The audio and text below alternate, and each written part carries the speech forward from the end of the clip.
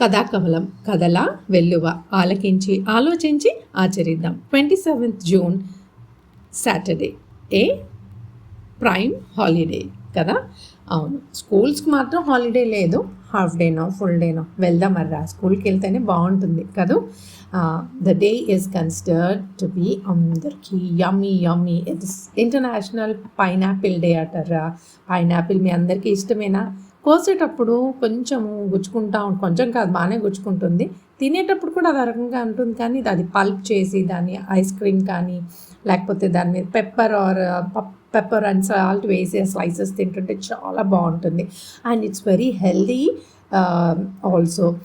It's loaded with phosphorus, zinc, manganese, calcium and also with vitamin A, C and K. మరి ఎందుకు అందరూ pineapple తినేసేయండి, రోజుకొక piece 2 pieces అన్న దొరికే కాలంలో తినేయాలి. మరి this is a season for pineapple కదా. అయినా పైనాపిల్ నేను అనుకోవడం ఈ రోజుల్లో ప్రతి సీజన్లో కనిపిస్తుంది. And yet another very important and inspiring day, it's Helen Keller's day. Helen Keller అనే lady, she was born in 1887 in US, united స్టేట్స్లో అలబామా అనే ఊర్లో స్టేట్లో జన్మించారు 1880లో. అండ్ June 1st, 1968లో ఆవిడ చనిపోయారు. జన్మించడం చనిపోవడం కాదు, ఏం చేశారు అనేది. She is inspiration for this moment too, because when she was 19 months old, she became deaf and blind because of a disease called meningitis. Meningitis is a disease which bacterial disease which attacks the brain layers. బ్రెయిన్లో ఎక్స్టర్నల్గా 3 layers ఉంటే ఆ లేయర్ని attack చేసి, ఇప్పుడైతే మనకి దానికి చాలా మెడికల్గా we can treat. But ఆ రోజుల్లో అవసరం ఆ మెడికల్ ఫెసిలిటీ లేక ఆవిడికి చూపు పైగా వినికిడి శక్తి పోయిందంట. మరి అప్పుడు వాళ్ళ అమ్మగారు వాళ్ళ నాన్నగారు ఏం చేశారంట, 1887 మార్చ్లో యాన్ సులివెన్ అనే టీచర్ని ఆవిడకి ఇంట్రడ్యూస్ చేశారంట. అంతే, ఆవిడ లైఫ్ మారిపోయిందంట ఆ టీచర్ వల్ల. ఆ టీచర్ చెప్పేది ఈవిడ చాలా చక్కగా నేర్చేసుకొని ఆవిడలోని లైక్ ఏమంటారు, అవతార పురుషులు అంటారు కదా, ఆ టైప్కి చెందినవారు అన్నమాట Helen Keller.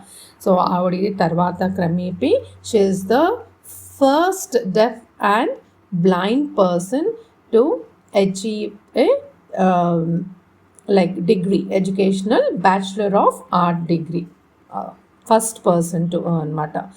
And it serves as a major focal point for the disability rights and the public awareness. అంటే ఈరోజు ఆవిడ బర్త్డేని ఇలా సెలబ్రేట్ చేసుకొని ఫోకస్డ్గా చూపించడం వల్ల పబ్లిక్ అవేర్నెస్ వస్తుందన్నమాట. అంటే ఆవిడ ఈ ఏదైతే మనం మాట్లాడుకుంటున్నామో లైక్ విజన్, డిజబిలిటీ, ఇది 2 తీసేస్తే కూడా మనలా అన్నీ ఉన్న వాళ్ళకు కూడా షీ ఈజ్ అన్ ఇన్స్పిరేషన్ అన్నమాట. Because she has been come out as a author, teacher, speaker, activist for justice, disability advocate కూడా ఆవిడ వర్క్ చేశారంట. So June 25th to July 1st వరకు ఈ వీక్ అంతా కూడా డెఫ్ అండ్ బ్లైండ్ అవేర్నెస్ వీక్గా celebrate చేస్తారంట, honouring Helen Keller's birthday, that is today 27 June, to raise vital awareness for the millions living with both vision and hearing disabilities. So అది disability కాదు, దాన్ని డిజబిలిటీగా చూడకుండా దానికి మనం ఏం చేయొచ్చు ఏబుల్గా అనేది మన ఎబిలిటీ మీద ఉంటుందన్నమాట. Just kindness and patience and appreciation వాళ్ళకి కావాల్సింది. మనం చేయగలిగింది అది, ఇంకా చేయగలిగే వాళ్ళు చాలా చేస్తున్నారు, అట్లీస్ట్ వాళ్ళని అప్రిషియేట్ చేద్దాం. మరి ఈరోజు ముందుగా అభినయ గేయం చెప్పేసుకుందాం. మర్రా, నాకు చాలా నచ్చింది మాట, అందుకని సరేనా. నా పలక పలకమ్మ పలక ఓహో నా పలక పలక ముద్దు ముద్దు పలక మురిపాల పలక నల్ల నల్ల పలక నాజూకు పలక తెల్ల చెక్కల పలక తేలికైన పలక పలక బలపం పట్టుకొని చకచక బడికి వచ్చేస్తా పలక బలపం పట్టుకొని చకచక బడికి వచ్చేస్తా ఆ ఈ రాసేస్తా చక్కగా బొమ్మలు గీసేస్తా ఆ ఈ రాసేస్తా చక్కగా బొమ్మలు గీసేస్తా పలకమ్మ పలక ఓహో న పలక పలకమ్మ పలక ఓహో న పలక పలకమ్మ. మరి కథలోకి వెళ్ళిపోతాం. కథ చిక్కనైన స్నేహం అంట. ఒక ఊర్లో కాకి తాబేలు ఎలుక ఎంతో స్నేహంగా జీవితం గడుపుతున్నాయంట. ఒకనాడు మిత్రులు ముగ్గురు చెరువు గట్టు మీద కూర్చుని కబుర్లు చెప్పుకుంటుండగా ఒక లేడీ అని ఆయాసంగా పరిగెత్తుకుంటూ వచ్చిందంట. అప్పుడు అవి ఏంటి అలా ఇస్తున్నావు ఏంటి అని అడిగాయంట. అప్పుడు ఆ లేడీ నన్ను ఒక వేటగాడు తరుముకొస్తున్నాడు, ప్లీజ్ నన్ను మీ స్థలంలో నాకు చోటు ఇవ్వరా ప్లీజ్ ప్లీజ్ అని లేడీ ఒగుర్చుకుంటూ అడిగిందంట. అప్పుడు తాబేలు మిత్రులారా పోనీ లేర్రా మనం ముగ్గురం కలిసి ఉన్నట్లా మనతో పాటు కలిసి ఉంటుందిలే ఏమంటారు మీరు అంటే, సరే నువ్వు సరే అంటే మేము వద్దంటామా ఏంటి అని. చూసారా తాబేలు ఎలుక కాకి లేడీని కూడా వాళ్ళ దోస్తీలుగా చేసేసుకున్నారంట. భలే ఉందర్రా వీళ్ళ మిత్రత.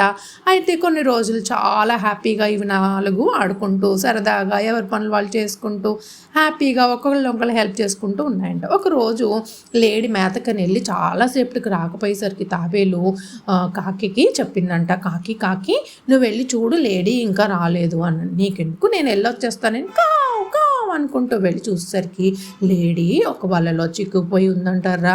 అయ్యో లేడీ ఇలా చిక్కిపోయావంటే, అవును నేను ఇటు అటు చూడకుండా మేత మేస్తుంటే వల పన్నేసాడు వేటగాడు అన్నంట. ఏం భయపడకు నేను ఇప్పుడే వెళ్ళి నేను ఎలుకను ఎక్కిచ్చేసుకుని వస్తాను అని గబగబా ఎగిరి స్పీడ్గా రీయమని వెళ్ళిపోయి ఎలుకను ఎక్కిచ్చేసుకొని తీసుకొచ్చేసిందంట. ఎలుకేమో కొచ్చు